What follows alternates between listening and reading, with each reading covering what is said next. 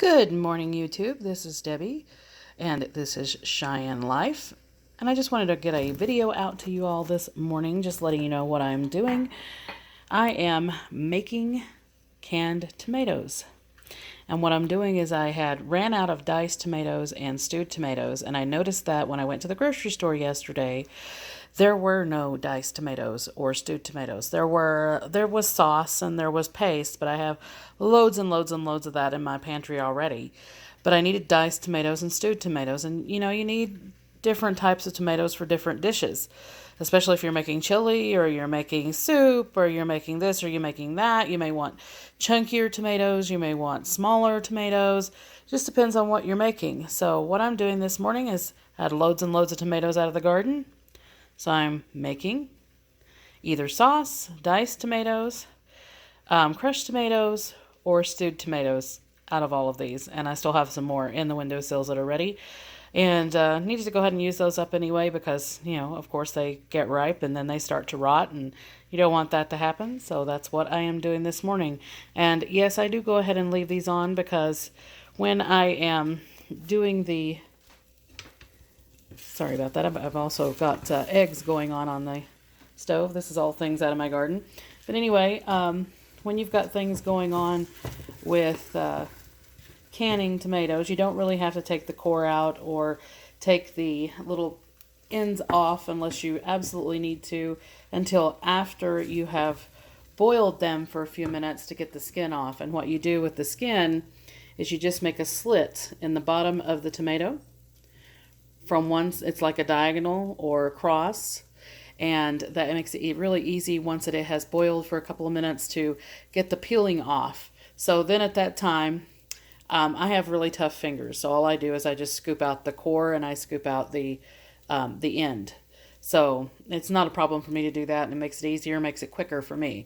And then you just have your jars ready. I've got loads and loads of quart jars, pint jars, and a word on that. Collect jars from your Goodwill, because lots of people end up getting jars from either weddings or as a gift or something like that, because maybe they have signaled that they might think about wanting to can and then they never actually do. So then they end up giving the jars to either the Goodwill or whatever thrift store. You might want to look around. But that's where I get a lot of my jars from. I actually get a lot of my jars that are brand new, still in the boxes, with the rings and sometimes the lids and everything else, because people have expressed that they want to do canning and then they never actually do, so then they give that stuff up. So I have loads and loads and loads of brand new boxes of jars and lids and rings and everything that have came from the Goodwill, and some of those I got for like 50 cents. The boxes of jars, sometimes $2 or $3, up to $5. I've paid at most $5 for a box of jars, but those will last me for probably my entire lifetime, as long as you're taking care of them. You're making sure they're not getting broken or losing anything. So keep that in mind. Go around to your local Goodwills and thrift stores and see if there are jars that are around. And you can also look on Craigslist. A lot of times people will be getting rid of jars, but just be careful that if you're looking on Craigslist or even any other place, that you're making sure those jars are clean, that they may not have been used for anything that could be bad, like drugs or something like that. So just make sure you check those out, make sure there's no residual smells. Pick it up, look at it, check it out, and just make sure it looks like it would sterilize easy, and sterilize all your jars when you get them home or right before you're getting ready to can. So that's normally what I do.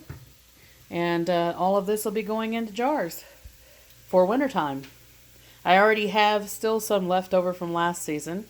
And here shortly, with extra zucchini and stuff that I have, I'll probably be making some squash relish and different things that'll be going in the jars for that. But just a huge stock pot. I get these stock pots at, I think I got this at the Dollar General for like $5. So good thing to keep things cheap, cost efficient, and I'm already cooking, so why not go ahead and make some canned tomatoes as well. So I wish everyone well. Make sure you like, subscribe, hit the notification bell. We'll see you in the next video.